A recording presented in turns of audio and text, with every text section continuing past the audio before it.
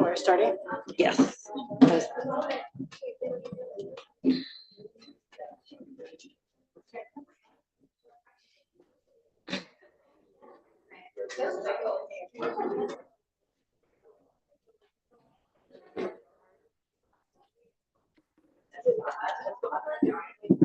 Maybe I should scoot to get the video. Just kidding.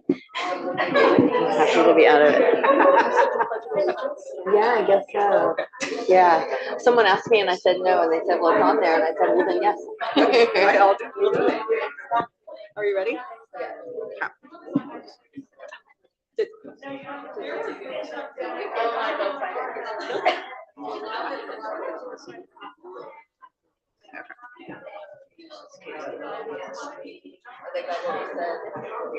What was that?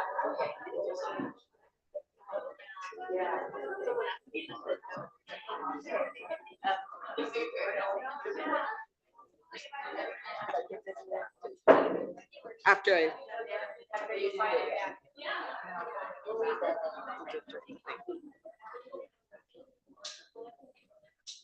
Ready?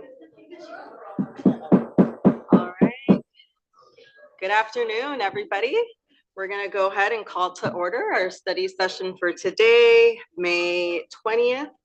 If you can all join me in the Pledge of Allegiance.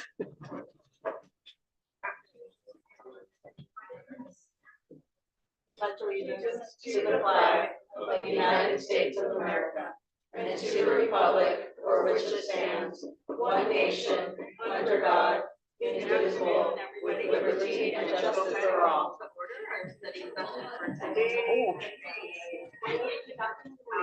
We're echoing. So do you turn this off or? Turn it off.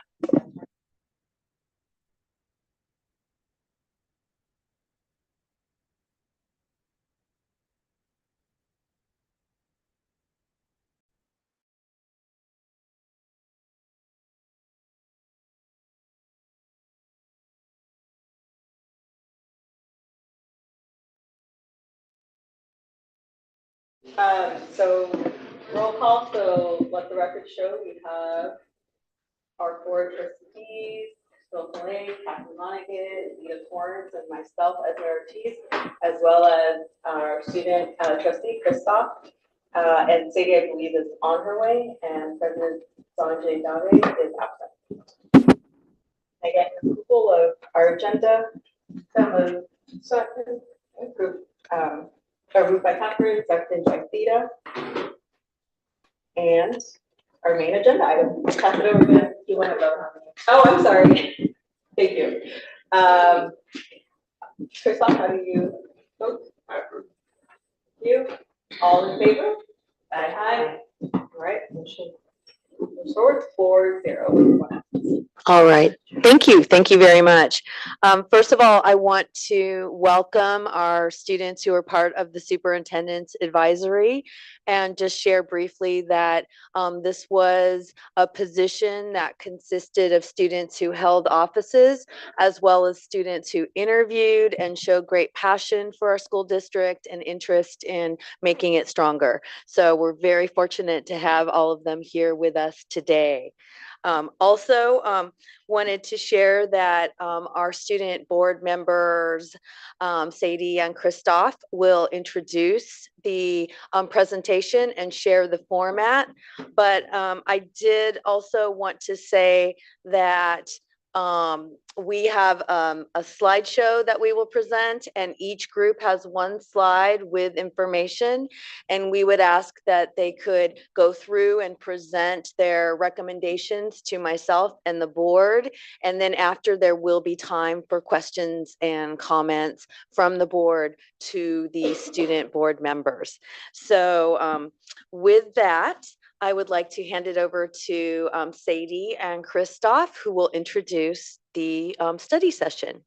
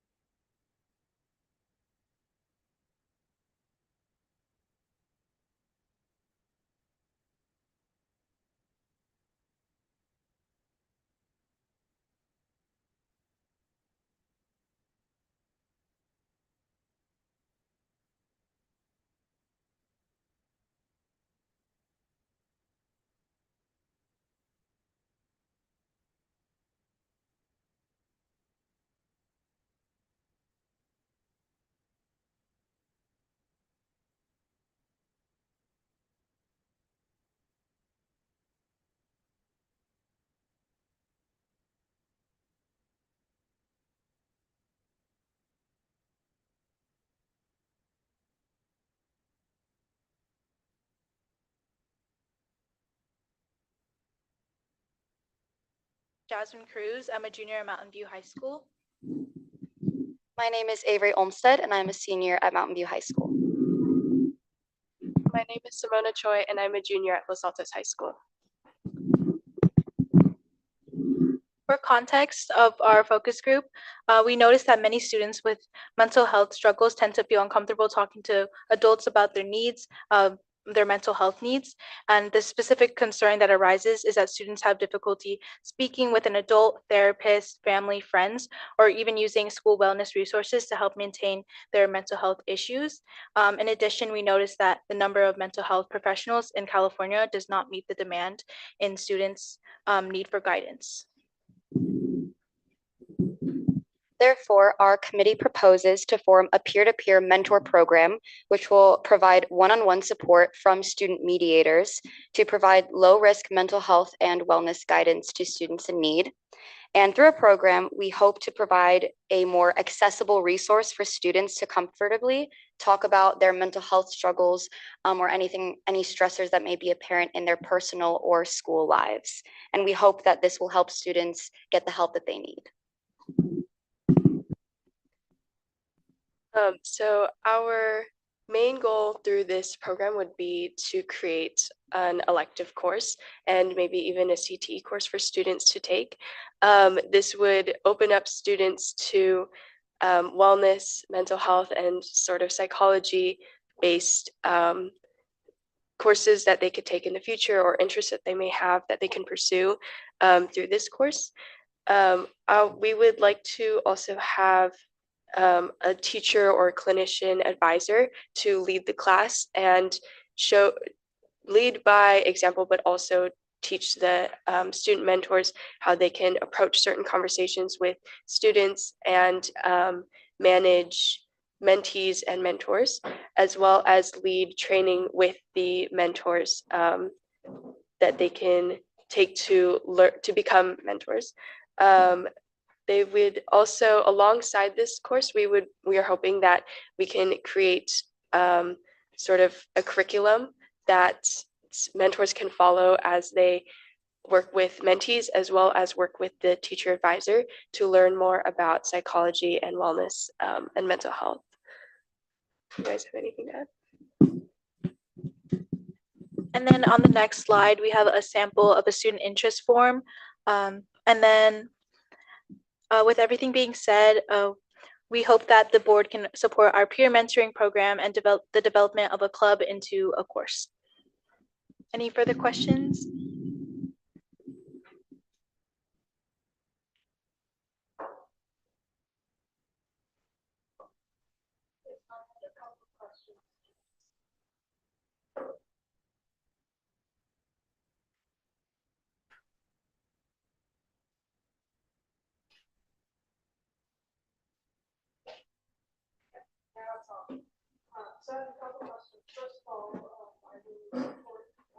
Peer counseling. But as a trustee, I have a couple of questions. First of all, I know that as a peer-to-peer counselor, you're going to be hearing some hard things. So how would you envision if it was an elective? So it would be, you mentioned an elective or a club. To me, those are two different things. Which did you have in mind? And what sort of resources were you looking for to support people? I think what concerns me particularly, because unfortunately I've experienced it myself as a teenager, as someone who comes to you with suicidal ideation, and that's very difficult to deal with as at any age, but I think particularly when you're younger. So I guess that's my question to you.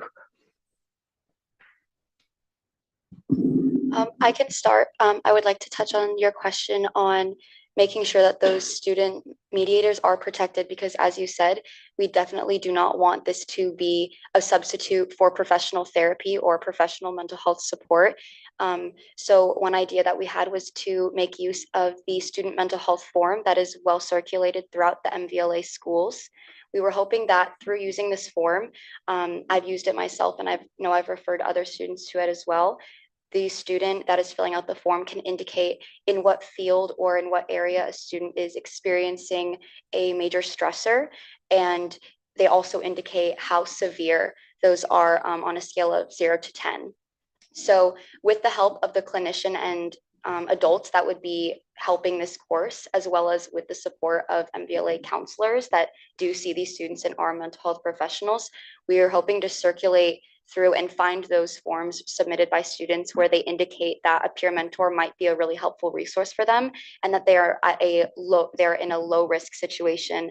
We definitely do not want to put these mediators in a situation where they are talking to a student who is experiencing suicidal ideation or thoughts. So that was how we would like to protect those mediators, is by using the student mental health referral form, also so that we make sure that students, again, aren't using this as a substitute for therapy. And there are students that are still indicating speaking to an adult would be helpful as well by using the mental health referral form. Thank you. And about the question for the CTE elective course and club, to introduce the idea of this program and to see how things go, how student mediators are able to react to the training. We would like to start this as a club, preferably during the school day, so that students that have after school extracurriculars and conflicts can still participate. And then after a year or two, seeing how the program does, how it develops, and with feedback from the board and from school counselors to see if this can be incorporated as a CTE course eventually. I think you're actually very wise to have a pilot. That's what we generally do in education. So that's very coolly got. You either knew it yourself or someone like maybe Dr. Meyer suggested that to you. So yes, I think that's a good idea. My question has to do with confidentiality. You know, of course, the adults are bound by confidentiality when they're working with students, to be their teacher, any staff at school, and particularly the therapist when they hear particularly thorny issues or situations. So are you all going to sign some sort of agreement to follow the same confidentiality things, or how are you going to handle that with the people that are the tutors or mentors?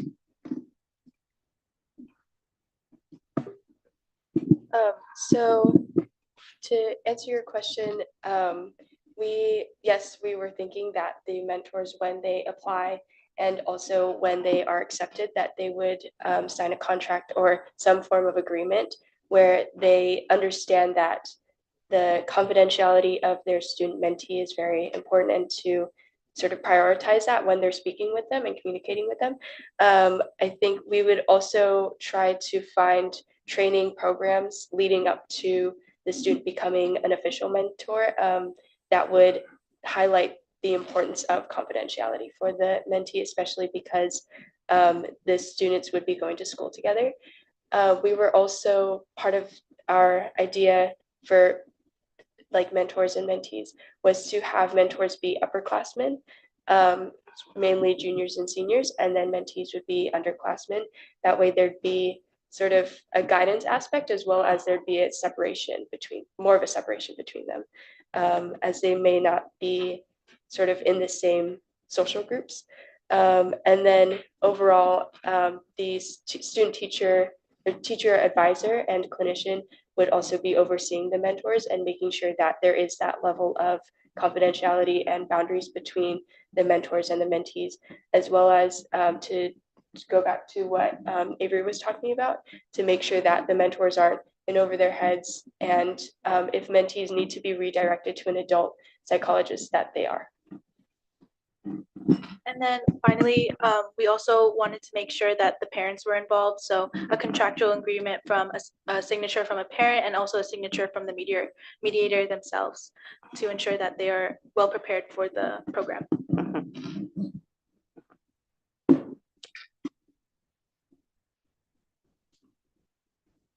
My question is along the lines of what Eva and Catherine have been talking about. Can you think of any reason the board member might be very reluctant to approve a program like this? Want to tell me about it? So when we first when the wellness group was first coming up with ideas, that was one of the first things that we definitely thought of when talking about student wellness. It is important to be very mindful of not just confidentiality, but the nature of having students mediate conversations and the wellness and guidance of other students.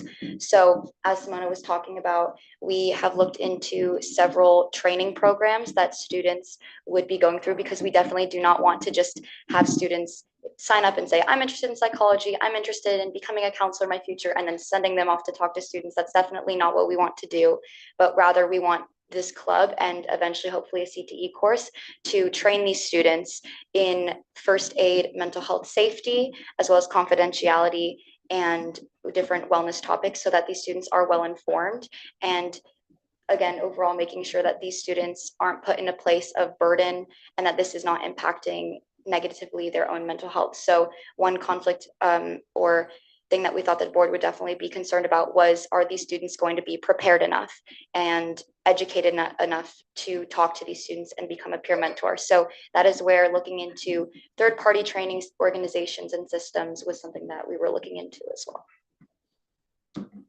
Yes, May, if you want to go, you can. Otherwise, I have another question.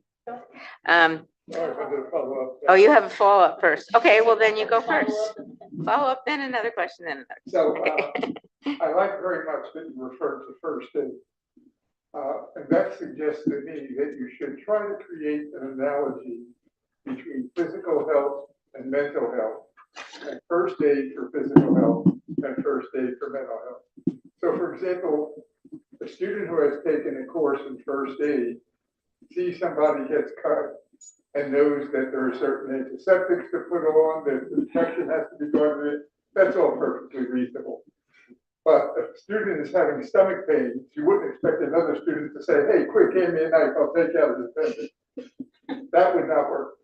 So we have to look for situations in mental health where there's clearly off limits for student health. And my last question is, have you found a program anywhere like what you're suggesting? Yes, I actually have gone through this program twice. So I've had this training for 2 years or 3 years. My first year was my sophomore year, and it's called Project Safety Net. And they're an organization that provide first aid for mental health training for adolescents. And so they have this program. When I was trained, it was the first year that they were providing this training to students, and it's also been given to students in the Palo Alto area as well. So we have found that program, and we're looking into a few others as well. But Project Safety Net was one of those, just like you said, making sure that there is that first aid and different ways of approaching a situation, both for physical and mental health. Okay, your turn, Kevin.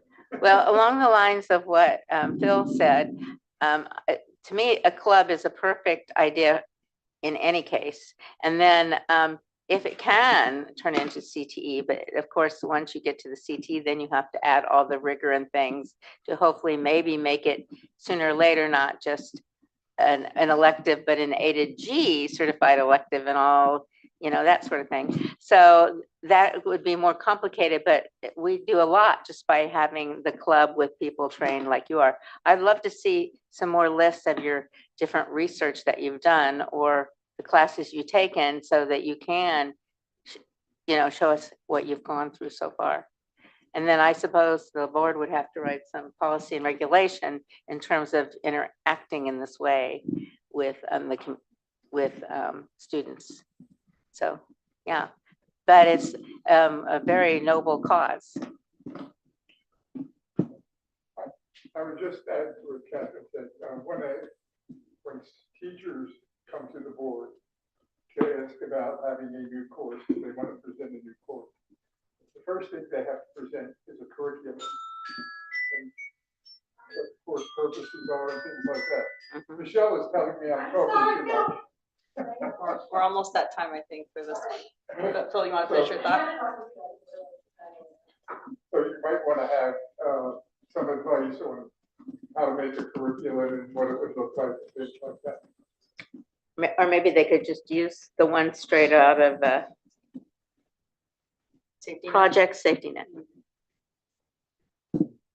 Well, we appreciate your insights, and I think the big takeaways here that I'm hearing is there's huge benefit in increased education and awareness just around mental health, and it's so impactful for it to come from peers than from adults. So I think this is definitely on the right track. And I think to the other big takeaway is what's the differentiation between like a peer support versus a mental health clinician? And so that maybe is like the next step to further define. But really appreciate you all sharing your insights with us.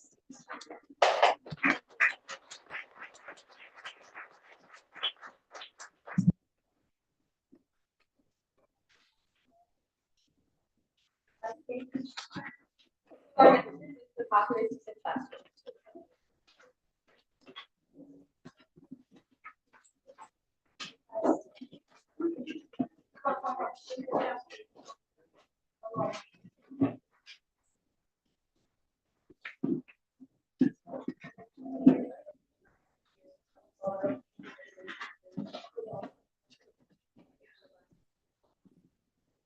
Yeah, they do.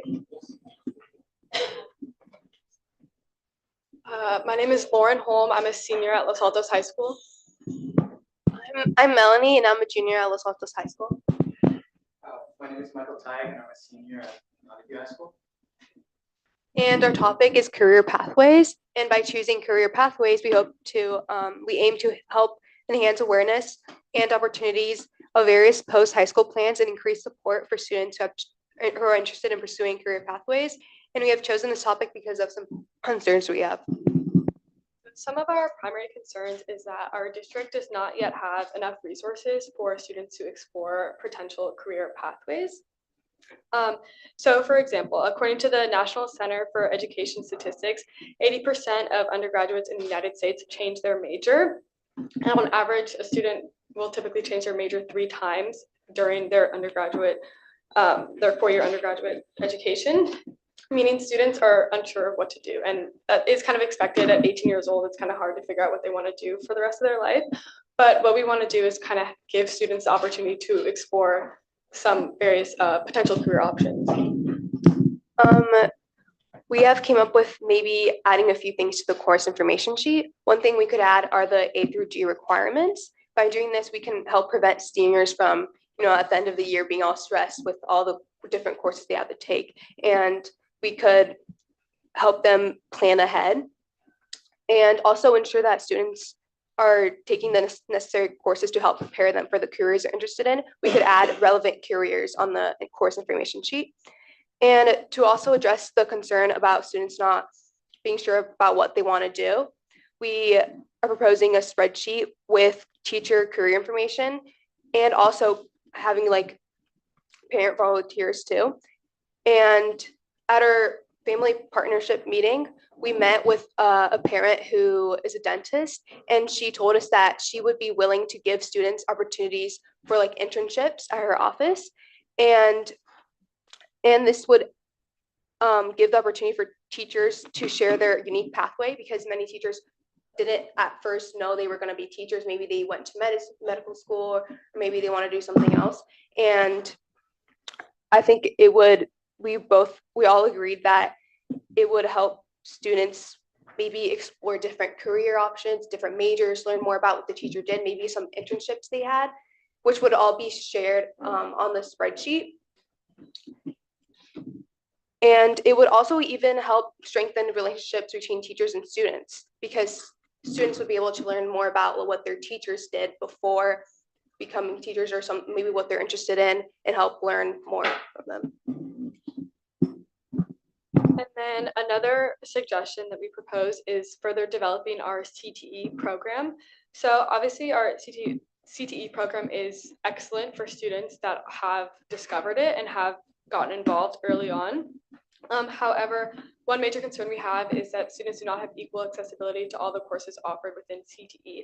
Obviously, different campuses have different resources that they can provide, but it can be limiting and disappointing for a student at Los Altos, per se, who would like to take the business class that Mountain View offers, or someone from Mountain View wanting to take the culinary class that Los Altos offers. And we know that students from Los Altos are able to travel to Freestyle, however often that happens. And we are hoping that in the next few years, we're able to also implement a way for students to take these courses at different campuses to just expand all the classes and opportunities that those students can access. And then also we want to try to help kind of emphasize the recognition and value of getting the CTE credit during high school. I don't think it's talked about enough, which is why we also we have academic counselors at every campus, and we're hoping to at every campus have kind of one of these academic counselors who are kind of like the CTE expert at this campus. So maybe because there's a lot of information to learn. We met with Amber Woodward, who's the CTE coordinator, and there's a lot of information to learn. We understand why someone might not be able to get all the information from their counselor, but if someone's interested in a CTE pathway, they can immediately go to one person, get all the information they need, and then hopefully therefore more students will hear about it and then get involved in that program earlier on in high school, instead of hearing about it when you're graduating and being like, oh, I wish I had taken that class. And lastly, our last proposal is something known as Career Week. It's similar to STEAM Week that Los also has, in the sense that instead of professionals who are sharing their experience with the field, it's teachers and staff who are willing to share their experience, their post-secondary experience, and how they ended up where they are at whatever campus they're sharing. And what we hope to achieve by doing something like this is not only do we want to create a stronger bond between the teacher and the student, but we are hoping that it creates an outlet for that student who sort of feels a connection with that teacher, or they feel that they share a similar experience or situation that they're in. Hopefully that they can seek out that teacher to sort of gain any further additional information or any more insight that they have on how they ended up where they are and why they chose to do something like that. Ideally, something like this would occur during school hours. There's talk about sort of maybe implementing it during an ACT or tutorial period, and we're also considering maybe doing something like this in the beginning of the year. That way, it's more natural that information is shared between the teacher and the student. Lastly, the last thing that we wanted to address was sort of the resources that it would take to do something like this. Of course, time would be the biggest concern when it comes to implementing a policy or implementing this type of change, as instructional minutes are always something that people are always have to consider when we're doing something like this. So, yeah. Is there any questions? I have several that somebody else want to go first? No? This just brings up a whole lot of things.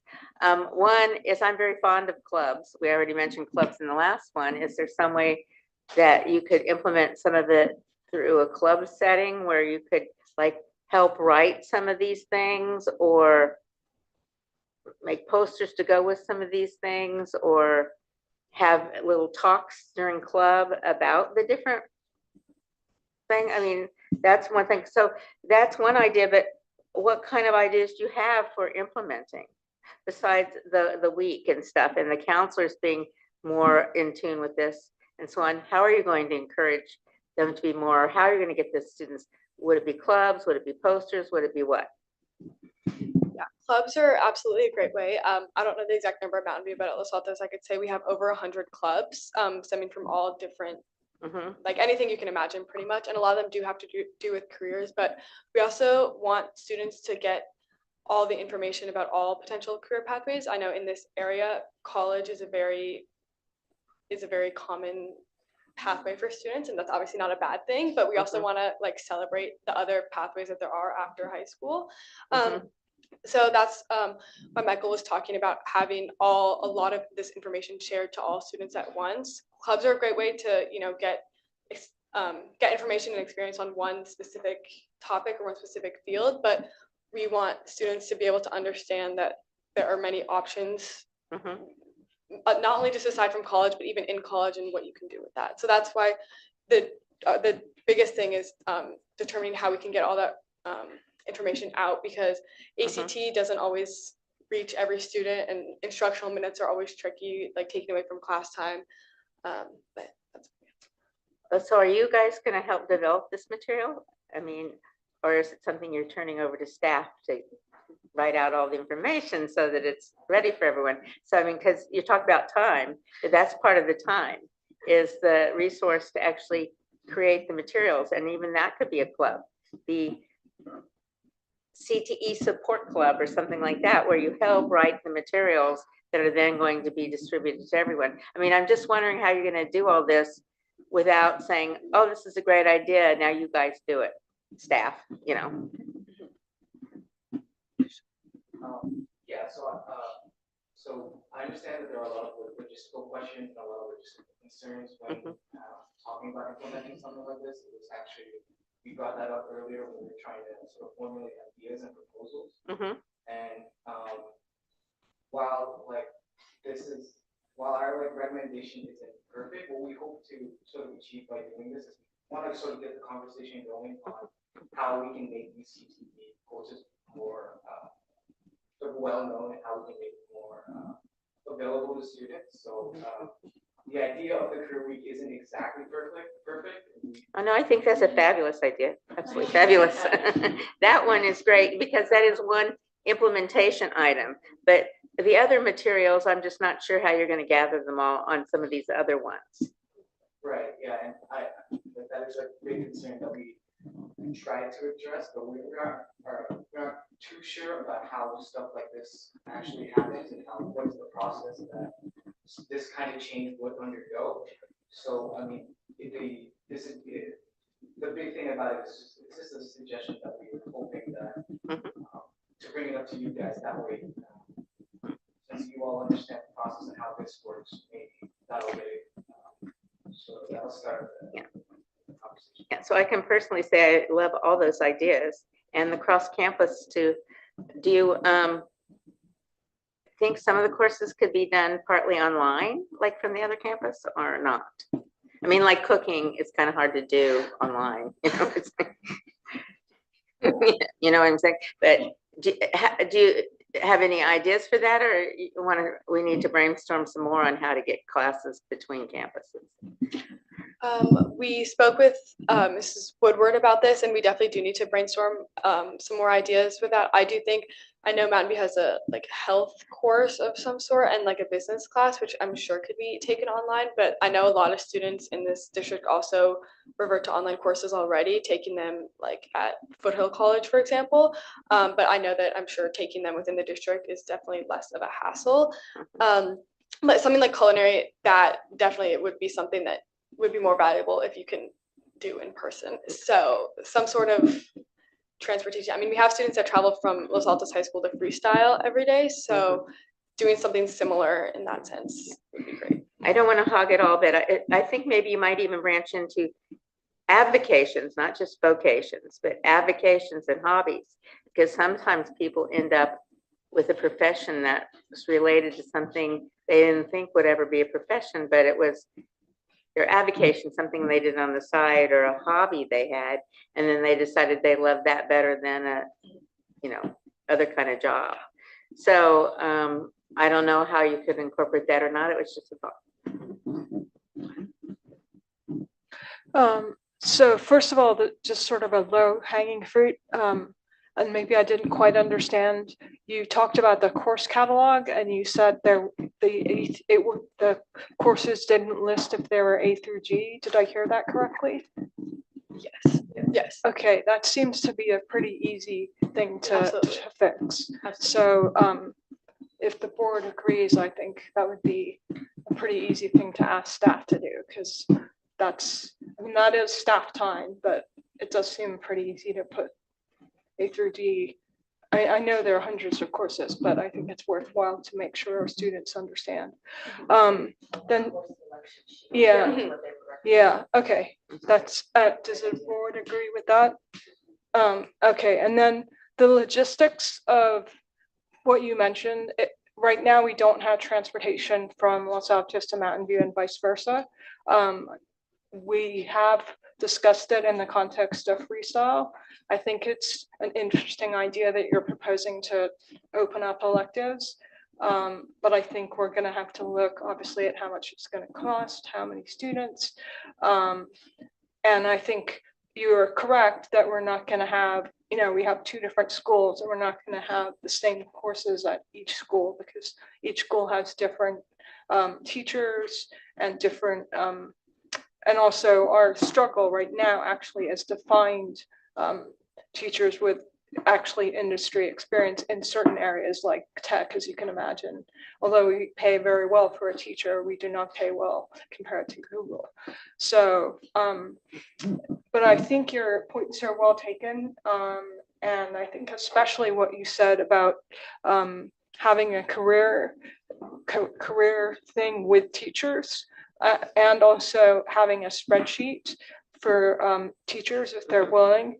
Obviously, they would have to be willing, and parents who are willing to, because it may actually be that there are a number of parents who, if given the opportunity, I would hope would say, yes, I'm happy to have a student, maybe not even an internship, but visit my office and do a tour for a few students, talk about what they do.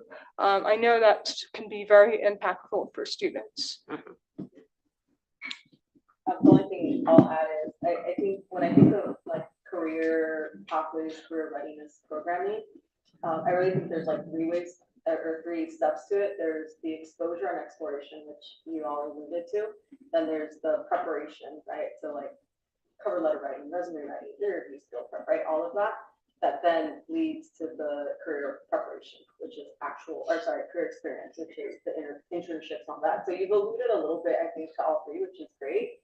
What I would say when we don't have maybe anything yet in place, I think the exploration and exposure is the highest leverage thing to introduce, because you talked about, not everyone knows about the CTE pathway courses or CTE courses. So I think there's an awareness challenge, right?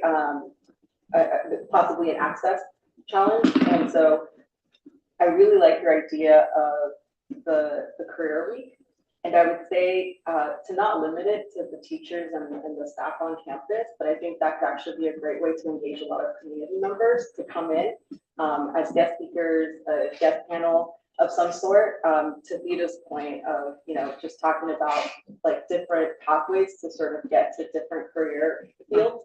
And I think that goes back to exploration and exposure. If you can expose more students to various options, things they haven't even thought about, they are more likely to pursue whatever it is they want from like a more informed lens to be much more motivated, right? And so I think that first piece is probably where I would start. And I think the career week is a great idea to get to that. And to engage a lot of different community members from fast fields. It'd be really cool if you could actually align like guests who are in fields that align with our CT courses, because that could also be like an exposure. And then like, hey, we actually offer these different courses that are aligned to this field to further explore and further, just explore interest. So I think that might be a very strategic way to approach it. Anything?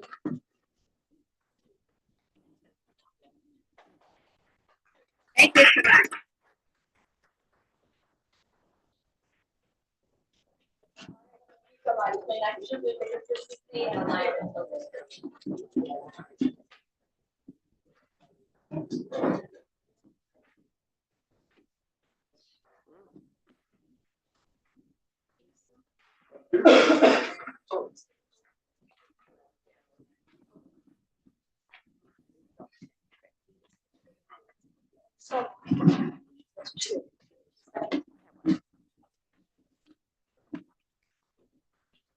More.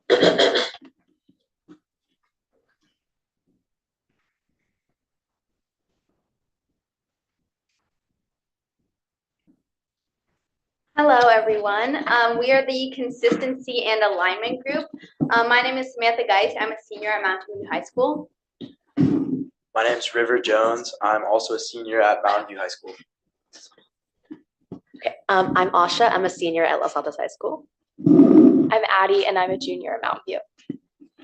So our main context for area of focus is to increase the consistency of student academic experiences within the schools and campuses. And one of our main ideas is to establish a student and teacher survey to provide feedback on the student experience within the schools. Our specific concern is that there's a lack of consistency between individual teachers, courses, and the actual school campuses. And this can be seen through assessments, grading practices, and homework policies. And we've seen that these disalignments really affect student experiences on their campuses. And our recommendations include ensuring that board policy 5121, which you should all have in front of you highlighted, is being implemented with fidelity. And we also recommend that we work with community outreach specialists to create a comprehensive student experience survey. A couple clarifications are that like the superintendent's office should do the survey, so it's district-wide. And if you just look over board policy 5121, a lot of the highlighted sections were kind of the main areas that we feel like our schools are somewhat struggling to maintain this consistency by. And then the resources are administration evaluation of course information sheet adherences, alignment practices of course teams, and student feedback process development. Get another slide. So our second context for area of focus was a desire to increase the consistency of student academic experiences within schools and campuses, so across Mountain View, Los Altos, and Alta Vista. And then our specific concern was that Alta Vista students were not receiving the same elective course opportunities that Mountain View and Los Altos were. So our recommendation is to encourage Alta Vista students to take the specialized elective courses that are offered at Mountain View and Los Altos. So there's probably a couple of ways that you could go about recommending this to be done. The best way would be to meet and plan with the teachers at Alta Vista and the principals across Los Altos and Mountain View, and probably require, that a course be taken as an elective, either by a teacher that comes to Alta Vista or by students coming to the campuses themselves. You can ask questions on either the policies or either of the slides. Just make sure you specify which ones. Thank you. If we could pull up the first one first, that'd be great. Yeah. Where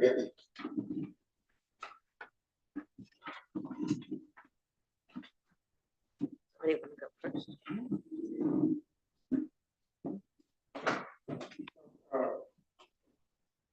If we're talking about the board policy,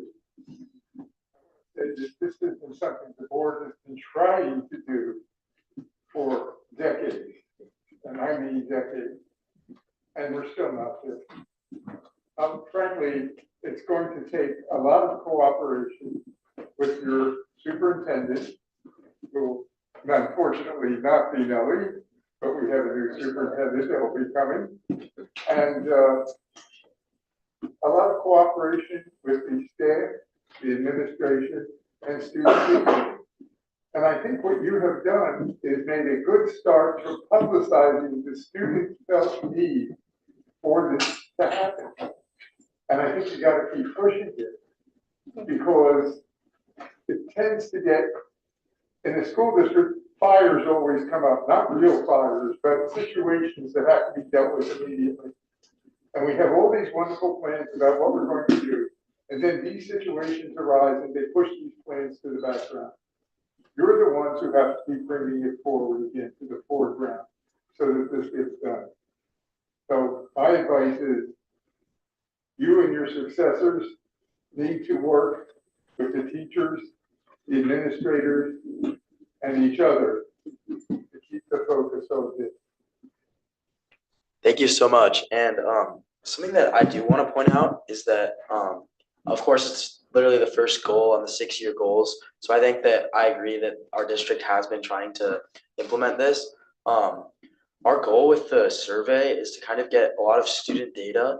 And in my opinion, teachers respond a lot better to students than they do administrators for the most part. That might just be their position in leadership, but I would say overall, yes, our goal is to definitely push this issue pretty consistently and hopefully have a very quantitative review of the feedback from the students. So we hope to get a form created that will be published as soon as next year that will kind of show the importance of implementing these changes, and hopefully the administrators and teachers will be more inclined to kind of fixing this issue. I think you make a great point.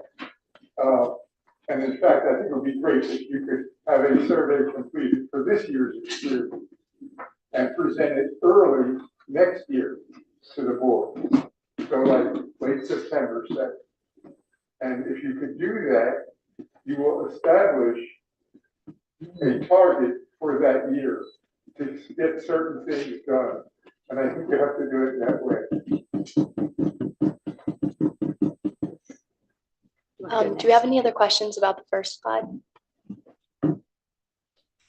Well, when you say community outreach specialist, you're meaning Michelle, isn't that? Who's our community outreach specialist? I think that's a good idea. I think working with somebody in the administration and the staff to, help you navigate the, rules and regulations of how we need to do things, and then also help you with getting things printed or put on the website or however you're going to administer the survey. The surveys are great. Absolutely. Thank you. I have to give you one example of in college when this happened, that the classes were not aligned. I was teaching Fortran program. It's a computer language that's not even hardly used. Well, it's still used a lot in old programs, but it's not being taught or used anymore. And the students complained that some people were harder graders and some people gave better lectures than others.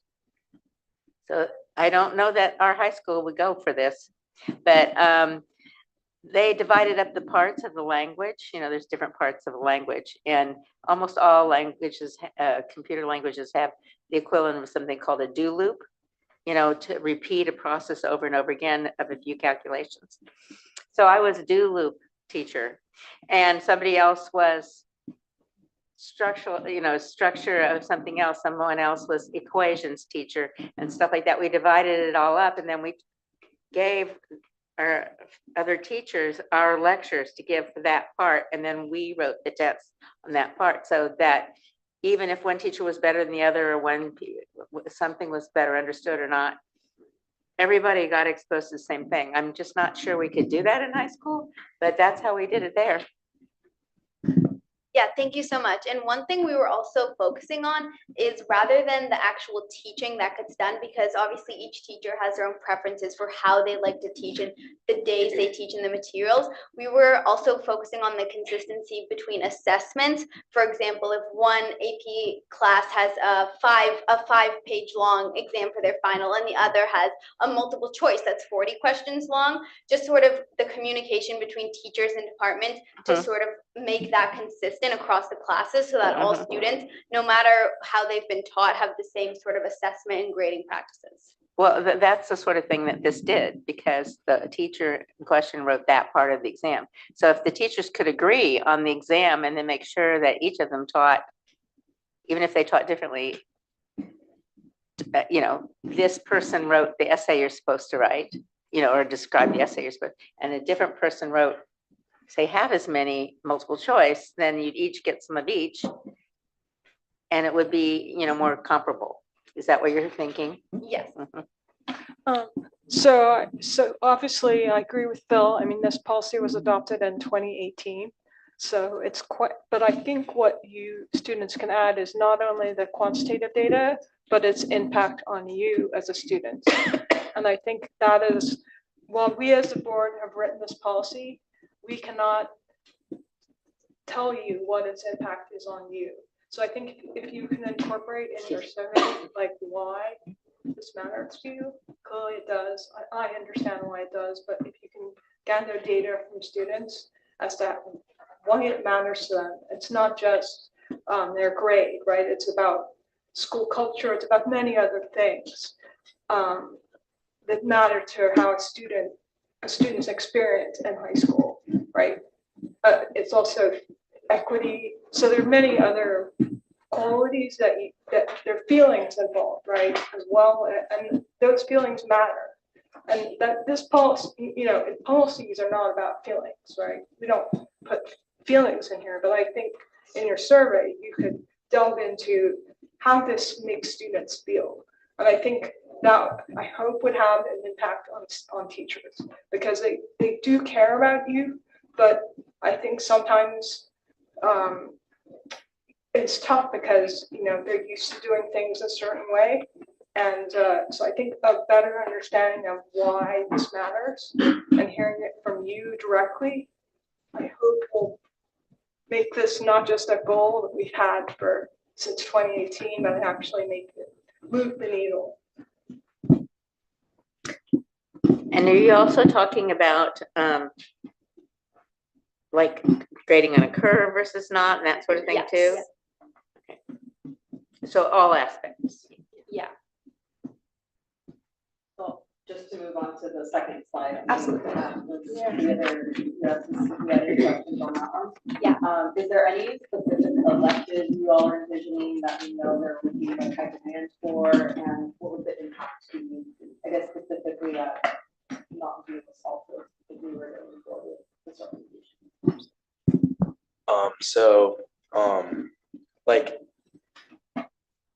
We are really focusing a lot on Alta Vista students because sadly a lot of their elective classes are not really a big in-person class where they get to do a lot of hands-on.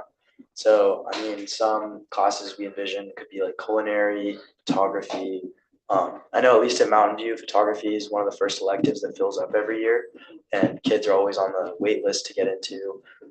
If you aren't an upperclassman, it's just really hard to get into photography. So like, I'm sure that if we open more sections of it, a lot of Alta Vista students would love doing that. And again, you might ask about scheduling issues, because that's totally valid, and it's difficult when a school has a completely different bell schedule as we do at Mountain View and Los Altos. We were somewhat envisioning that we understand that the school day starts later and ends earlier at Alta Vista, but we were kind of thinking that maybe some of the periods could align. So like on a given block day, like a Wednesday, instead of having all of your periods, or like on a block day, like you could have a free first and a free seventh, and then you'd just be at you'd be at Mountain View for like maybe third or fifth period. The aligning the schedules would definitely be a great conversation to have between the principals and the students at Alta Vista. And I think this dovetails nicely with the last group on CTE and stuff. Maybe Alta Vista students don't know what they want to do with their life later either. So absolutely.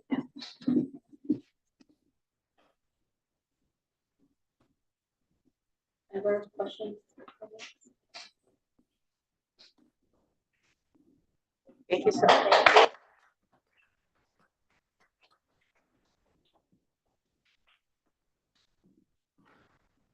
I need to fix it. I can do it on schedule right now.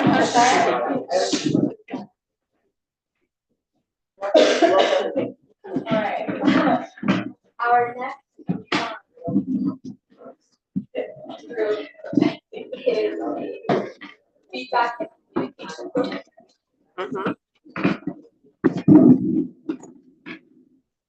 Hi, I'm Ella, and I'm a junior at Mountain View. I'm Wesley. I'm a senior at Mountain View. I'm Jabba, and I'm a senior at Los Altos High School. So we're the feedback and communication group, obviously, and so we focus a lot of our attention at analyzing and determining how the MVLA district office can best communicate information to both program leaders, coaches, for example, and students more directly. So we surveyed around 50 students who are in various programs, which ranges from different sports teams to ASB, to Oracle. I think we even got to choir. And we found that a central concern was that they just don't know what's going on. And these are programs that our students love and that they devote 4 years, a lot of the time, of their life to. And I think that it's really important that we ensure, all of us, that we ensure that they're understanding what's going on as changes happen. Yeah, so adding on to the survey, we noticed that like there's a lack of communication, and then some of the quotes that we pulled from the survey were like sometimes they seem like they don't know what's going on, referring to the coaches, but that is because the administration hasn't made it clear to them. So it kind of reflects how there's been a lack of communication between administration and I guess coaches or teachers, and it ultimately hinders students. Yeah, so like one thing we've noticed a lot is when we took this survey, it seems like the students that had an advantage when it came to communication were people in clubs like ASB, like if you're ASB president or you're just an officer there, or like I don't know if Mountain View has it, but at Los Altos High, we have our SALT team, which is our student leadership or student athlete leadership team, and they're able to communicate a lot more openly with our sports director there. But to like a normal athlete or someone who's just playing on a team, you don't really hear much about it. And sometimes like some people mention that, oh, like, yes, when they finally receive the communication, it can be clear to them sometimes. But another issue is that that communication comes very late. So regardless of how clear it was, it didn't really give them enough time to prepare for what they were about to receive. Completely. And so just to put this into perspective or place it in our own situations, I'm part of Oracle. I've been part of Oracle for 3 years, Mountain View student run publication. And there's been a lot of information going around about Oracle lately. And there have also been a lot of changes to the program. We're becoming a CTE course next year. That means that there are a lot of things moving around both within Yearbook and Oracle. And as someone who loves the program, I'll be leadership next year. I've been an editor for 2 years. I want to know what's going on. I want to know how my program is changing, how that could change my college application process, how that could change how I'm going to be able to teach, freshmen and sophomores how to write, etc. And so one thing that I found really helpful was having Dr. Glazer came to Oracle's classroom, I think probably like 4 or 5 times in the past year to have conversations with us and explain what's happening. That is probably the most effective form of communication I've seen within Mountain View in my entire experience here. I think that we need in-person conversations, not just with teachers, but with assistant principals, and even someone from the MVLA district office as well, to simply just talk to the students. Now, we're not saying that these changes to courses can't happen. Obviously, that is beyond my control and knowledge. Things need to happen due to various reasons. We understand that. All we're asking or saying is that students should be aware of what's going on. And sometimes even program leaders aren't aware of what's going on. So this can create not just confusion, but also tension and anger even within the students, because these programs are their lives almost. And adding on, so I'm a part of Ambassadors. I've been a part of it for 2 years, and I'm a part of the NVK's group within Ambassadors.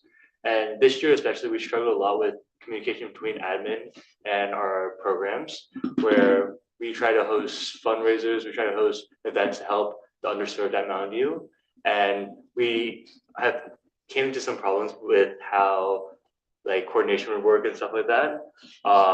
But what did end up happening, kind of like how Ella's mentioned for Oracle, when we did have the opportunity to talk with administration, it allowed us to clear up confusion as well as create new ideas and plans so we can continue to implement these events. And I really do think if we had more opportunities to talk with administration, it would allow our events to be held on time. It would allow students to be able to get the adequate resources they need. Yeah, and just to give a Los Altos perspective, we really want to target the administration and not just the teachers. I mean, you can always talk to your teachers, but some teachers are also just like students. They don't necessarily have all the information. And so my perspective is I've been a part of the Los Altos music program for 4 years. I started off with the string orchestra in freshman year, and then sophomore year, I joined chamber ensemble. And as some of you may know, our first as seniors, our first year of high school was COVID. And Los Altos, what they used to do, and I think Mountain View has a similar program, is they would take all of their music groups, or at least definitely the orchestra and band, every 2 years, they would go on an international trip. So some places they've been so far, like Italy, Australia, United Kingdom, just various different countries, just to get a experience of the music world out there. And when I came in, I was really looking forward to that. And so freshman year, obviously COVID ruined anything. You weren't really able to travel. The next year, when I joined chamber ensemble, our teacher told us, yes, we're drawing the proposals right now because since COVID pushed everything back, it's very hard to just go right into a trip. So we were understanding there. So we were expecting it my junior year. The entire orchestra was expecting me to go on a trip.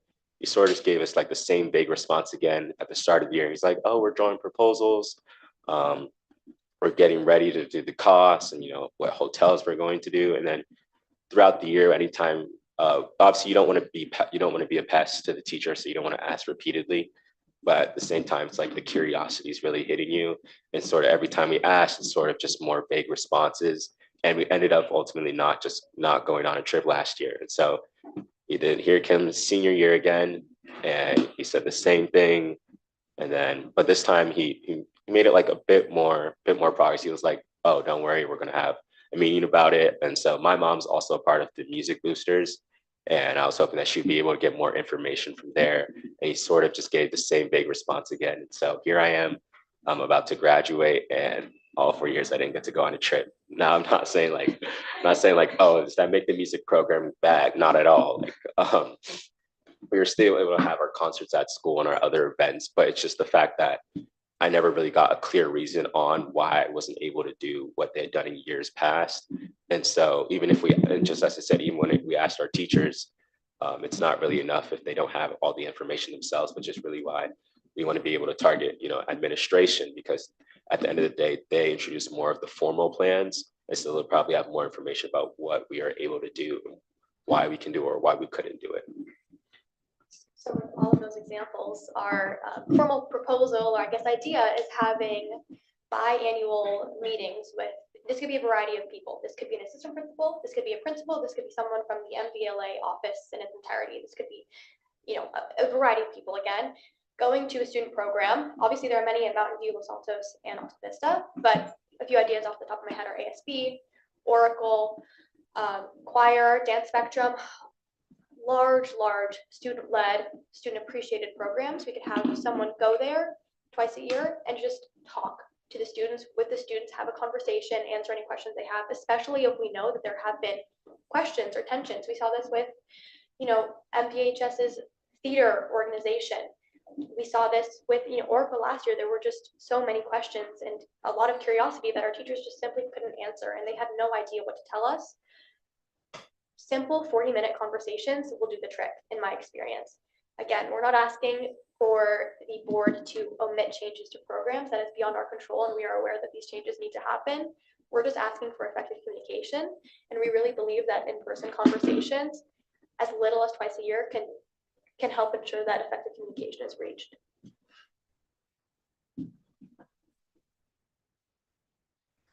So, do you guys have any questions for us?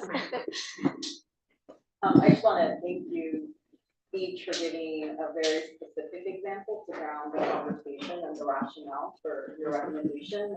It really helps just give that perspective on the importance of communication. Outside of maybe your recommendation, is there, because what I'm hearing is increased communication specifically from administration, is there any specific ways that you think it would be most effective and impactful for students for it to happen beyond like kind of the biannual process or biannual like meeting? Is there other ways you envision that? Yeah, so one thing we thought about was, as we mentioned earlier, we sent out a form, and obviously students are not always typically responsive to forms, especially because they don't feel like it's required. But one thing we noticed is that there isn't really any way at the moment for like teacher or students to communicate with administration or their teachers without like asking them directly. And there might be some things that maybe they don't like, they might want it anonymous, right? They might not want to feel like they're targeted if they're asking something or be the only one, right? So one thing we want to ensure is like, for example, for classes, we feel like end of quarter or end of semester reflections to give feedback. Maybe to administration, whether it's a class or administration, that'd be a lot more helpful if it was required. And I would say on like those days, we would probably make it so that it's the only thing they have on their head, because a lot of times we have a lot of tests and finals hanging over their heads. So then when you lump or you just heave a form onto a student's head, And especially because a lot of the administration forms that have been released in the past, especially from my perspective, are just really, really long. And so a lot of times you're not really given truthful responses because it's just people clicking away, trying to get to the end of the form. So if we had just short, I would say like maybe 10 questions at most, and also make them open-ended. A lot of the forms we had were you can get like a sort of feeling if it's a numerical rating, obviously from 1 to 10, but it doesn't tell you what the problem is. For example, if I gave a statement like school gives too much homework, right? And then the response is you have to say on a scale of 1 to 10 how much you agree with that statement.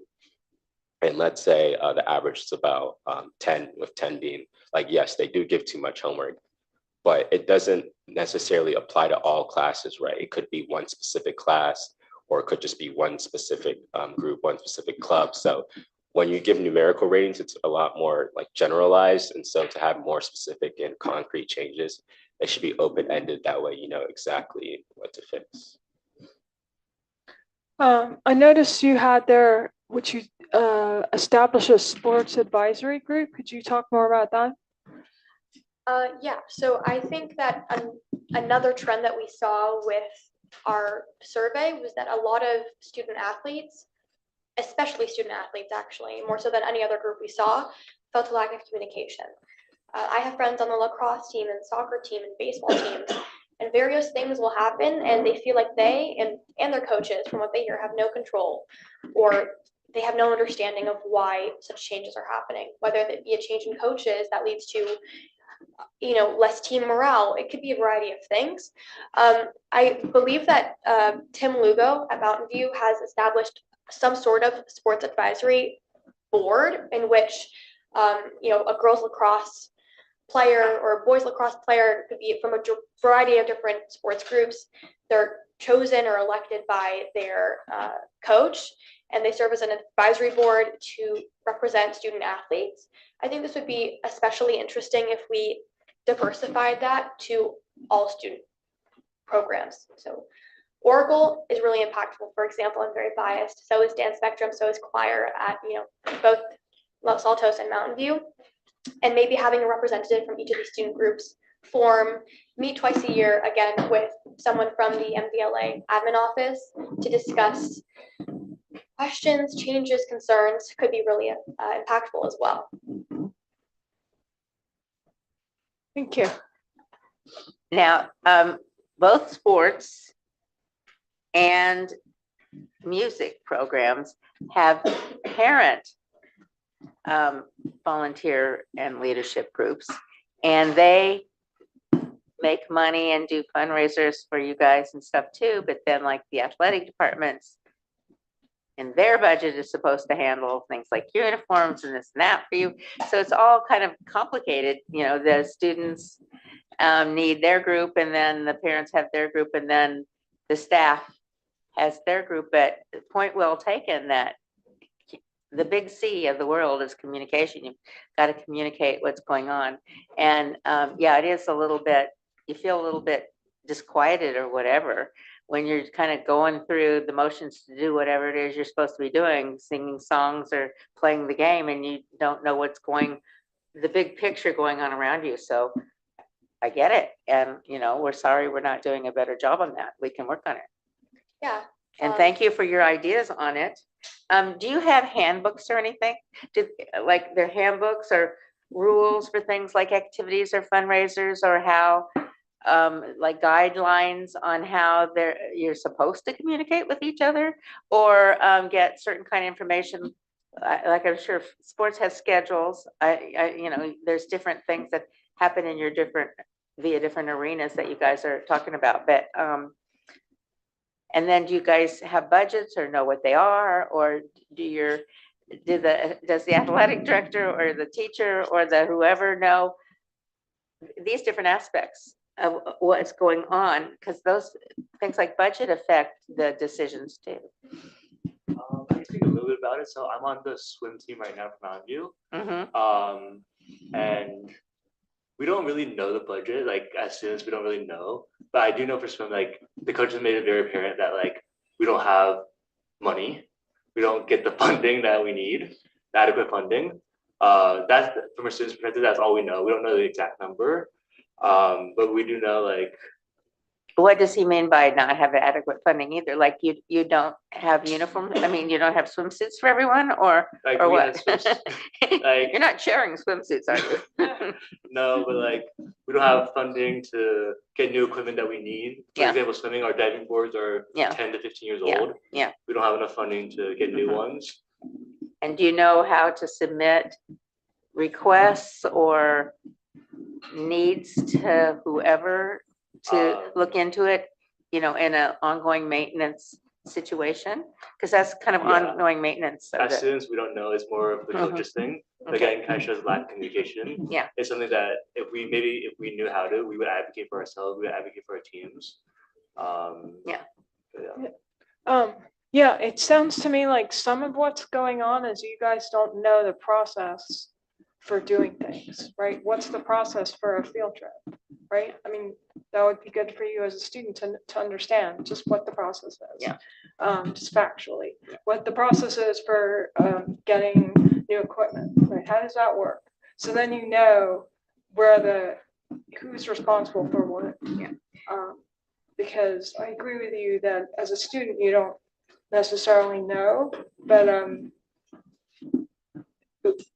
there are processes for all these things. I mean, so if it sounds like if you had more understanding of how things work, I mean, not just information, but also just how things work as a student. Like, how do you get equipment? How do you get a field trip?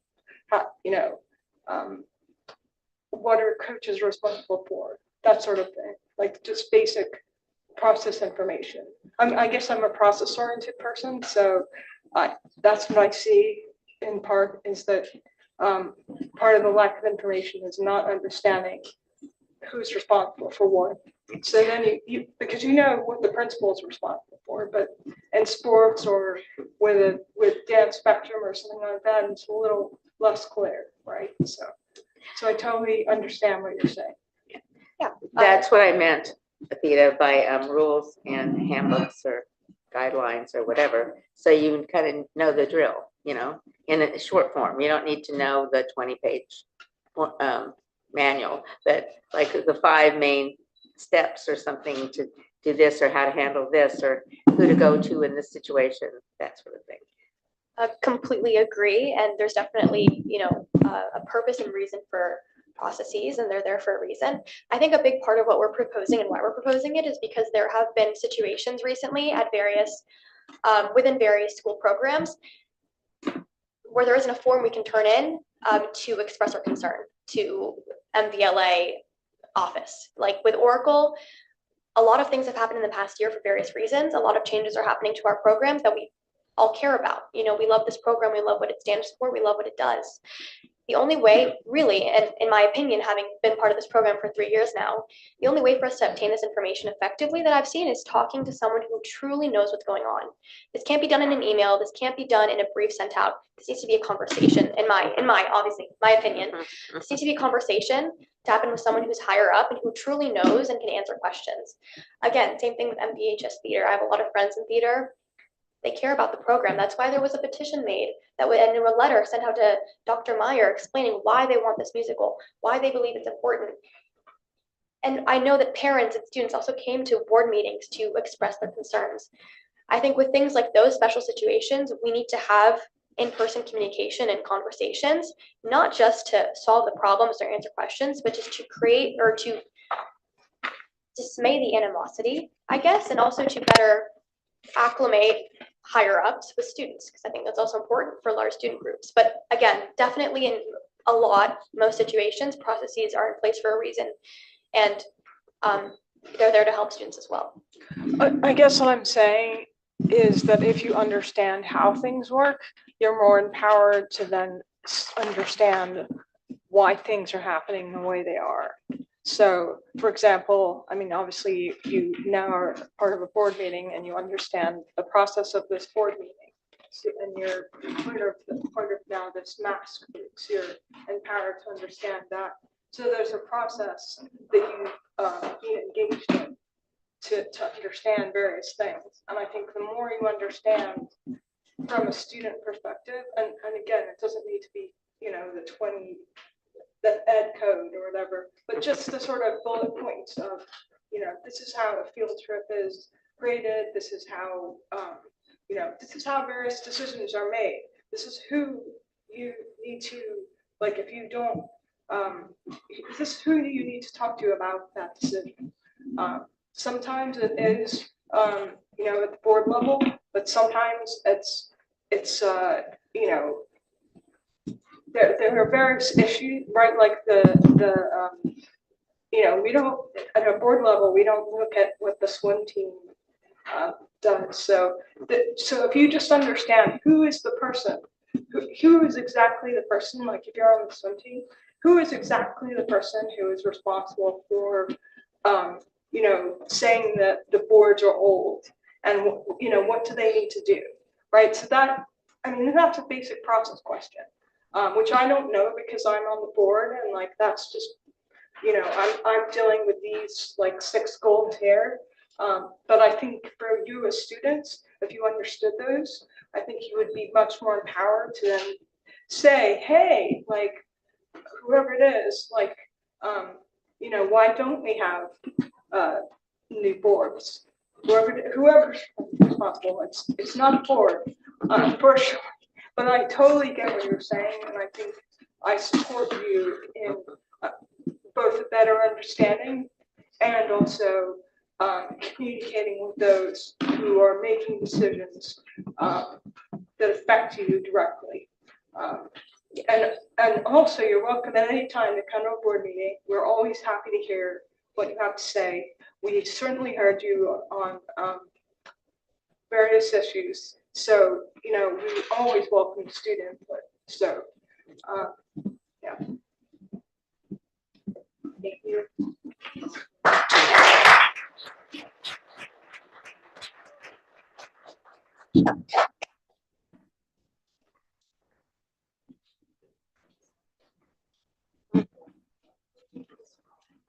So we're doing a panel tonight.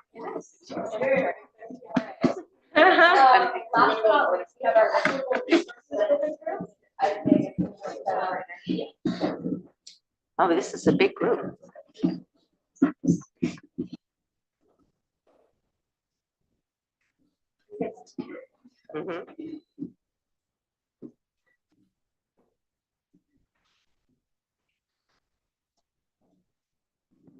Hello, I'm Luis Brianna. I was a senior at Alta Vista High School. Hi, my name is Karina, and I'm a junior at Los Altos High School. Hi, my name is Radhika. I'm a senior at Mountain View High School.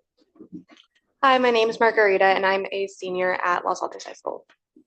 Hi, my name is Victor. I'm a junior at Alta Vista High School. Hi, my name is Angeli. I'm a senior at Los Altos High School. Oh, and we are the Equitable Resources Focus Group. Yes, so for the first thing, the context for area of focus.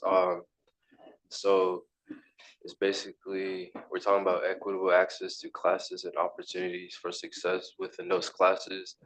And there's a desire to increase the number of historically underrepresented students in advanced courses like AP, for example. And this requires deliberate work done by administration and teachers in those courses, especially to remove barriers related to implicit bias and stereotype threat for adults and students.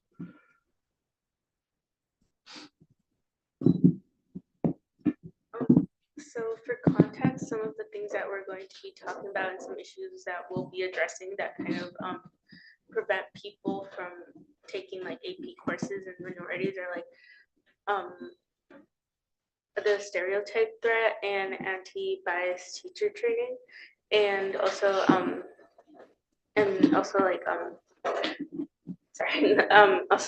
identity safety. And so for the stereotype threat, the stereotype threat is basically like minorities being enforced by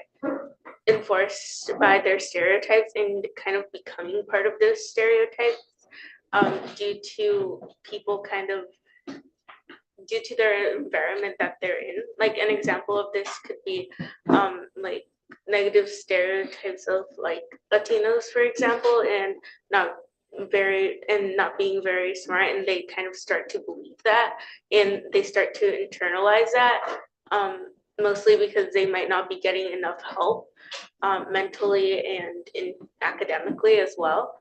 And we're also going to be talking about like the anti-bias training, which we've done a lot of research on, and we've also compiled that anti-bias training is actually very helpful in the classroom, and is something that positively works when implemented in the classroom.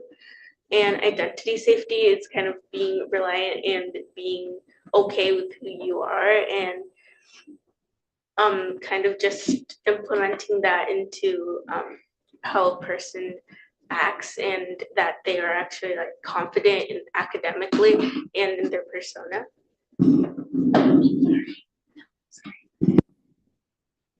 So something that we want to ensure is that our historically underrepresented and marginalized students in their classes are able to have the same recommendations and opportunities as everyone else. So students who are succeeding in their classes are able to be given the same advice as their peers to take APs and honors classes if they so choose. We want to make it very clear that our goal is not to encourage or have more students take APs and honors classes necessarily. We want to make sure that all students have the opportunity to and receive the same recommendations and equitable access to succeed in those classes if they so choose to take that. That includes not ensuring that students are not unfairly responsible for representing their communities, so they're not the only student in that class of their minority and are not called on to talk about their ethnicity or their identity in any manner that singles them out. Yes, thank you. Oh, yeah, you're good. For 2 years in a row, I've had at least one AP or honors class where I've been the only Hispanic student. Last year it was AP US History, and this year it is AP Government. It's very easy to write off a lot of these statements, I think, especially if it's maybe like not your area of expertise. Usually a lot of statements are general, like a lot of the statements that are made are general, like, oh, Los Altos suffers from only having very few Hispanic students to none at times in certain AP classes. And these are very general statements, but when we give personal insight, personal anecdotes, I think this kind of, there's like a power behind it, and you're better able to see it because maybe while you're in a boardroom and maybe you're not visiting like classrooms at Los Altos, Mountain View, or Alta very much, I'm able to give you like a personal anecdote, and you're able to see that it's a real thing that's going on campus and not just like statements that are being made. It's happened to me, it's happened to my friends, it's happened to my peers in AVID. A lot of us express a lot of discomfort in certain AP classes, especially AP STEM classes. Often we are the only Hispanic student, and if we're not the only Hispanic student, we're the only AVID student in these classes. It's affected me in very real, tangible ways. I feel sometimes uncomfortable. I know throughout freshman year, I was one of 2 Hispanic students in my biology honors class, but it was all online, so I didn't really have that like real in-person connection. It was my very first honors class, having it be my freshman year, you know, and I felt like I couldn't ask questions. I felt like if I asked the question and it came off as dumb, I'd be looked at differently by my peers who are taking like 3 honors classes their freshman year and maybe like full APs their junior and senior years. I felt kind of trapped in a way. I felt like I couldn't really like fully express concerns that I had. And this isn't necessarily having to do with the teachers. This is more having to do with the students and how I felt like I would be treated if I reached out for help. I felt like I was already viewed as dumb from past experiences throughout middle school and elementary school. And I think being the only Hispanic student in a lot of my AP and honors classes definitely helped reinforce that in my mind. And I feel like I'm not able to perform my best in these classes whenever I don't have a friend with me, or even just like another Hispanic student I'm able to look at or like work with in class. Thank you. Our recommendations are anti-bias training for all teachers, advisory week adjustments, and infinity groups. So to touch on these a little more, with anti-bias training for all teachers, by this we mean also kind of all staff, because a lot of the times teachers and students are interacting a lot, but so are like teachers and no, not teachers, students and counselors. And like counselors are also the ones giving like students kind of advice on what classes to apply for. But teachers are kind of like the first people to touch on that, you know, because they get to kind of advise a student in the first place of, oh, I think you're prepared for this class based on your performance in my class, and so on. And so by requiring anti-bias training, which we already have at the district level, I believe, as an option, we generally, the teachers who most need the anti-bias training, in the sense that they are a little more hesitant to adopt newer views, these teachers also tend to be more hesitant to take the anti-bias training when it's optional, which could create a sense of discomfort that Margarita touched on, if in the sense that these, at least if they take the option of anti-bias, if they are required to have anti-bias training in like their repertoire of whatever courses or classes they have to take before becoming a teacher, if they take it, then they at least have this in like their tool belt. And someday they could be like, oh, like I see that this tactic isn't necessarily working as well for my class. Maybe I could try this new tactic, because they already know it, right? And so it's easier to pull out rather than having to learn it and having to choose to learn it and take that first step themselves. And so by having the teachers have that, and as well as counselors and staff have that tool in their arsenal, I believe, well, we believe that it'll be able to combat like our concerns. And that's why that's one of our recommendations. Another recommendation of ours is the advisory week adjustments, as in making, right now advisory week is accessible at Mountain View High School, but as far as we know in Los Altos High School and Alta, it isn't required necessarily, it isn't put out there. And so by making it so advisory week is accessible and used at all these sites, then historically marginalized groups are able to be better guided, with the teachers and staff having like the right mindset to guide their students and the right tools. And like Radhika was saying before, it could encourage them to take AP classes that they were a little shyer to take before, but having teachers be more encouraging in that sense. And then for affinity groups, I'll let Radhika explain that real quick. Yeah, so this affinity groups goes back to what I was talking about earlier, to making sure that students aren't being unfairly responsible for representing their community, and touching on what Margarita talked about in her own personal experience, being the only Hispanic student or one of the only Hispanic students in her APs and honors classes.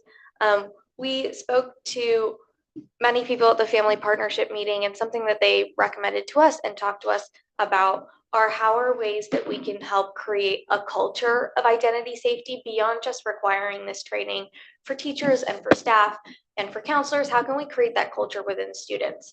And Mr. Blair, our wellness coordinator, gave us a really wonderful piece of advice when it comes to affinity groups. I know in AVID it was common to do grouping and group students together with who are also in AVID in APs and honors classes that they were taking, and encouraging that beyond just AVID students, but for students of like color and gender, so that they're not alone in these classes and have the ability to speak out and feel comfortable speaking out. Mr. Blair said that in classes that he taught where students who were marginalized weren't the only marginalized students. They participated more and felt more comfortable doing so, and our hope is that is the case in every class. Thank you for saying that so eloquently. So to touch on that just a little bit more, like by having these affinity groups, we're able to essentially target imposter syndrome at the root, because imposter syndrome comes from that feeling of being isolated and being like, oh, like I'm the only one here. And like Margarita said, like I'm the one who has to represent for my like minority or the culture I belong to. And so by having affinity groups, these students are able to feel more confident and feel like, you know, at the end of the day, I'm not alone in this process. There's someone else with me. And, you know, it's that feeling of comfort, and would hypothetically make more students more encouraged to take the AP classes that they are interested in.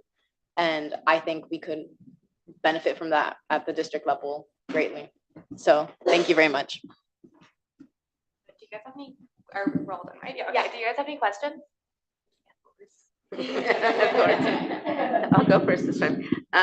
There's two. One, so the students need a class anti-bias training too. Because you said, you know, you felt like other students are maybe marginalizing you. Is it because you feel they feel are biased towards you or against you? I think it's both.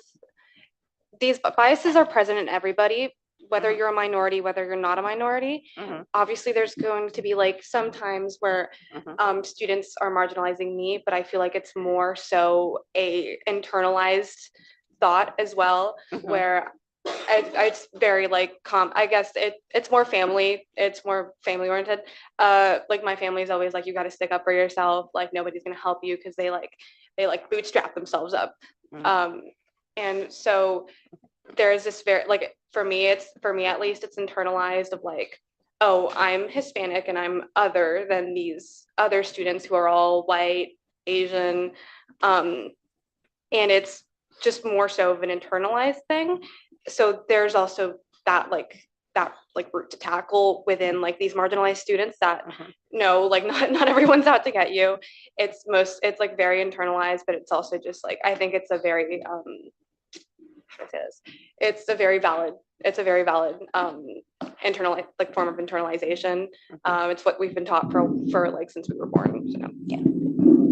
Just to add like to what she said, honestly, I feel like it shouldn't be as pushed on the students. I feel like it should be more on the staff.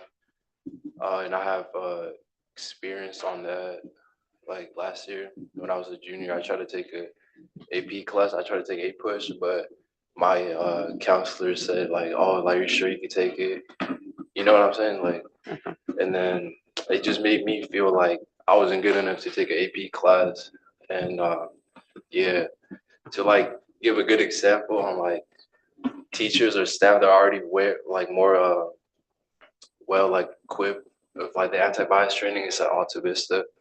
Like that teachers, they actually encouraged me to take AP classes and take classes that I felt originally were out of my my intellect. And yeah, I just wanted to put that out there. So add on to what Luis is saying, the anti-bias training gives teachers the tools to handle situations like that arise in a classroom. I think students, especially at a high school level, might not be able to take in the content and the material in an anti-bias training setting. Ethnic studies does a really good job of moving towards dismantling internalized bias, but again, that lies much more in an adult role than it does on a student role, in the hope that that training facilitates environments in classrooms where students feel comfortable, and students who feel comfortable voicing their bias do not feel comfortable voicing their bias or making other students feel marginalized. So you said the word I was about to say next is ethnic studies. You all, none of you are freshmen, right? So we don't know whether it is, do we have any measure on how much it's helped in terms of people getting along with each other or having an understanding of their own self or feeling more comfortable in their own self and how they feel about getting along with others? We don't. have that data. Question, we do have some survey data from the ninth grade students. But, So we'll have to look at that separately, but hopefully that could help as time goes on, because every freshman class from now on will be doing that. Hopefully that'll help. Unfortunately, we didn't implement it in time for you all. So, but we hear you, and I think all your ideas are very good. I do. And the consistency thing, if there's different ways they do advisory at one school compared to others and stuff, then that could be a combination of equitable plus consistency plus communication. I mean, sooner or later you get to kind of a circular logic with all these different focuses playing in together. So anyway, that's all I had. You had something? So first of all, thank you very much. We actually track our students, underrepresented students in AP courses. We know our numbers are not good. And I personally have had students come to me and talk to me about situations, which I passed on to the superintendent. So I know that it is happening. I also want you to know that just personally, as a person with disabilities, I was told to not take AP physics, which I did anyway. So I know exactly what you're talking about. My parents just said, ignore the teacher. But I had, very supportive parents. And I totally get what you're saying. If you come from a different background than I did, maybe your parents aren't saying that to you, to ignore the teacher, because that's a really strong statement to say. So I think we could do better. I think the intrinsic problem that we have is that the people who need the anti-bias training the most are the people who are least likely to hear it and to really understand it because really it's a deep understanding of what it is to be other and to not other someone in your classroom, right? I mean, that's the fundamental thing, is we have a diversity of students, and you don't want to pick on one student and say, you Theta, tell me what it's like to be, half Burmese, and I'm like, I'm in AP calculus, and I'm kind of like, okay. So yes, I think that is kind of the core issue, and something we're going to have to figure out how to have a curriculum where everyone is on the same page. Because I think just requiring it is not going to, I think that would on paper solve the problem, but in practice, what we actually want is for people to understand what unconscious bias is, accept that everyone has it, right? We all make unconscious bias decisions, and recognize it and go, okay, this is my unconscious bias, take a step back, and then, rethink what you're about to say or do.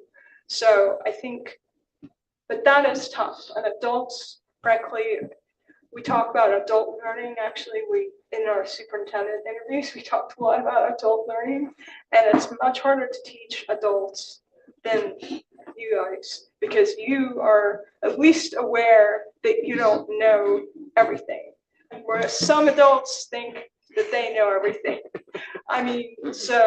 And those are the adults that are least likely to, right? You have to come with an open mindset, a growth mindset.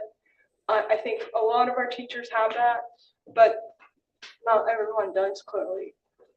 So I think we're kind of going at it sideways at the moment with constructing meaning, which is to try and get everyone to have a voice in a classroom, which is a start. It doesn't directly talk about unconscious bias, but it does say every student should be talking in class, right? So that's a big first step, right? If you're not talking in class, then that teacher should through constructive meaning, should notice, hey, you're not talking in class, and think to themselves, why is that? You know, even if their first thought is not unconscious bias, they should at least notice that you're not talking in class, which is a big issue, I think, from what you're saying, is to have a voice in class. So we're starting there, and we're rolling that out. And then I think, you know, as education goes, we'll see how successful that is. And I hope we can figure out some anti-bias training will actually stick.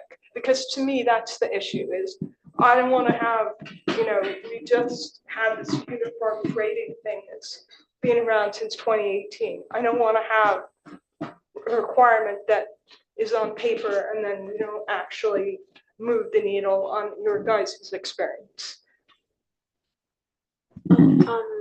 Yeah, I just wanted to say that something that like really helped me overcome the whole stereotype threat was AP Head Start. I'm not sure if like Mountain View High School or Alta Vista has this, but basically it's like a program where you come in like 2 or 3 days before school starts, and the teachers, the AP teachers, they don't get paid for this, but they also come in and you can just like get a little brief intro into what the class is going to be like, get to know the curriculum, and also have like develop a relationship with the teacher. And I feel like that also really helped me feel more secure, because it's like, oh, they actually care about us, because you know they're not being paid to come in, and they're actually like teaching us a few things that might be useful throughout the school year. Thank you. Great. I will try to get more programs like that and more tutorial assistance for you, for anybody that's in an AP class that is struggling a little. That's the other thing. Let somebody go for it and then give them the proper tutorial support to be successful once they do go for it. So one thing, I just wanted to thank you, Margarita and Luis, for giving two very specific examples of some of the hidden barriers that I was really like trying to articulate the last time we had a study session, and we were looking at the really low numbers of Latino students in AP classes. Like what you're describing, just even that question alone from the counselor, like even if not intended that way, that does influence like your decision making, right? And so, so I think, thank you for sharing, and it maybe confirms a little bit of what I've observed previously.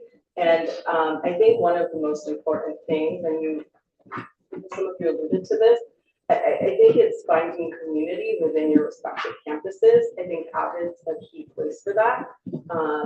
I think clubs may be a way to do some of this affinity group stuff, because I don't think that's too different from what we see in higher ed, where it can be a bigger version of what your experience is right now.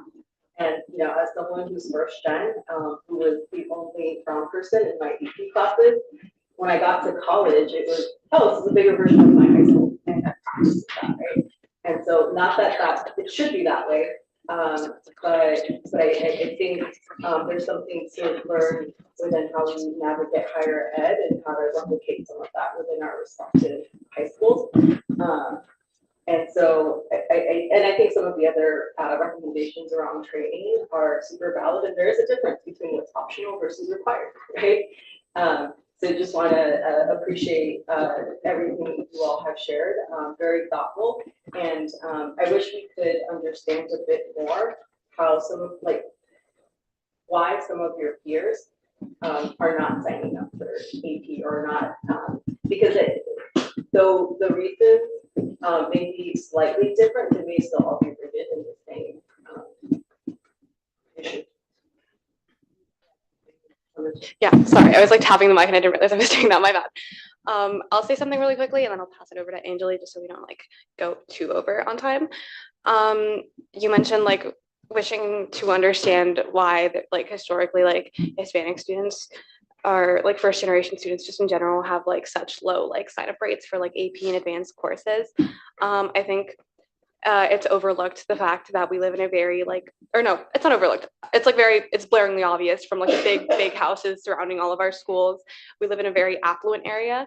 A lot of the Hispanic students I know at least don't live in Los Altos. We have to commute like 20 minutes from Mountain View if we're taking bus, and it's like a lot lighter in car, but a lot of us don't have access to cars either. We live in Mountain View, and Mountain View has a much higher like first gen Hispanic rate than Los Altos does. So a lot of the students that are going into Los Altos, Mountain View, and like Alta, their parents are college educated. They went to all years of high school. Like they graduated high school. A lot of our parents didn't. A lot of our parents didn't even weren't even born in America or in the United States. And there's this cluelessness that comes with these Hispanic students. Like, we don't know what AP classes are. I didn't even know I had an AP exam for like when I signed up for HCAP my sophomore year. I didn't really know I had an exam at the end of the year until like the summer, and I was like, oh. There's like a lot of cluelessness that comes with signing up for these classes. Our parents don't know what AP classes are. A lot of our peers' parents do know what AP classes are. They push their students to take these challenging classes, and our parents just don't know what these are. They don't know how to navigate the American education system. My parents can't help me out with college applications the way a lot of my peers' parents were able to help them out with college applications. They don't know a lot of things, and without knowing these things, how are we going to be pushed at home to take these challenging classes? How are we going to feel comfortable signing up for something that we don't even know what we're signing up for? So I think there's a need for also addressing these issues at a not even middle school, at like an elementary school level. Obviously not like going up to like fourth graders and being like, hey, take an AP class, you're like your sophomore or freshman year. But you could talk to parents. You can inform them what these AP classes are. You can inform them what honors classes are. If they want their child to have a college education, that doesn't even have to mean like a 4-year education. They can go to a community college. They have to know what these classes are. They have to know what their child is signing up for, so they're able to encourage their child to follow this path in high school. My parents don't know what AP classes are. My parents don't know what honors classes are. They weren't quite sure what a AP Scholars Award was, but they were happy when they heard that like one of my cousins got it. They just don't know what these things are, and how are we going to push our kids to accomplish something grand when our parents don't even know what they're pushing their children for, right? We need to educate the parents, not just the children. And my parents were given like lessons in middle school. They were like talked to at Crindon about like AP classes and such. That was in my 8th grade year, and they still don't really know what it is. We need to start educating parents at a maybe elementary school level. And I know that I'm talking to a high school board, right? But just starting the conversation, there's more things that need to be done at a much earlier stage in life than purely high school. So, yeah, thank you. Hello. One quick thing I wanted to touch on was that we were talking about, I think someone mentioned that by having the required anti-bias training, it's not necessarily guaranteed that the teachers will use it. And I completely agree. We proposed this because we wanted like a bit of a compromise, because if we force teachers to implement it in a sort of way, then we know it's not going to be done well, or like with the best intentions, in the sense that they're going to be like, okay, like sure, like let's get this over with, whereas they're doing it out of their own violation. They want to do it, right?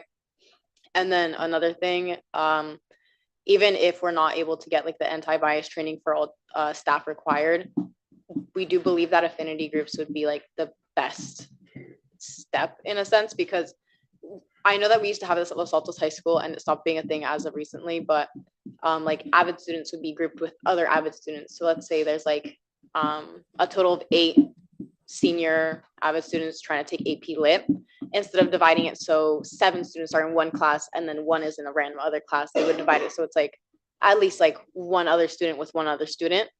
And I believe that's, I could be wrong, but I believe that's pretty doable in sort of like master scheduling, and like making it a requirement so that students who are coming from a marginalized background aren't feeling isolated in their classes by at least having someone else that they feel they can connect with pretty easily.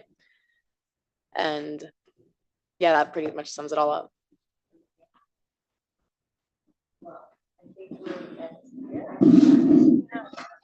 Thank you very much. Equitable group. There's 4 ladies here, 2 guys. And in the past, and still exists, there's the gender bias too. So some of you are facing both, and maybe some cultures that people come from, it's even worse. You know, it's even more biased one way or another. So got everything going at once. Not an easy world always. Just a final statement. I want to thank our Board of Education for your attention to these very important recommendations that we had today. And I also want to thank our leaders, all of you, and say this really was the joy of my career working with all of you. And I know each and every one of you are going to do amazing things. And so I wanted to thank all of you and say you did an excellent job and you're going to change the world. So thank you. Thank you.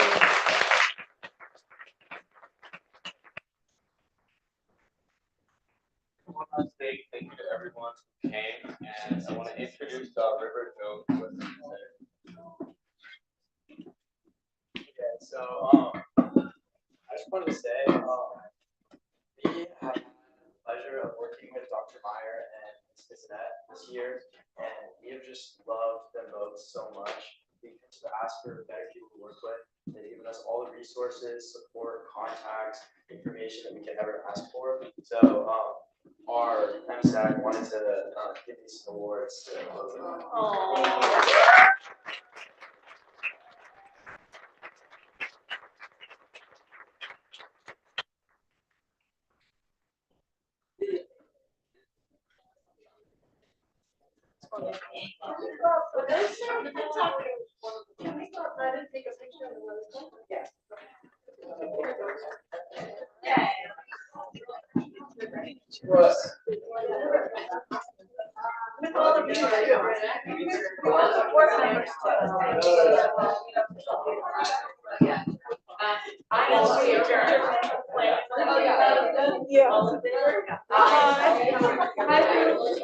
Yeah.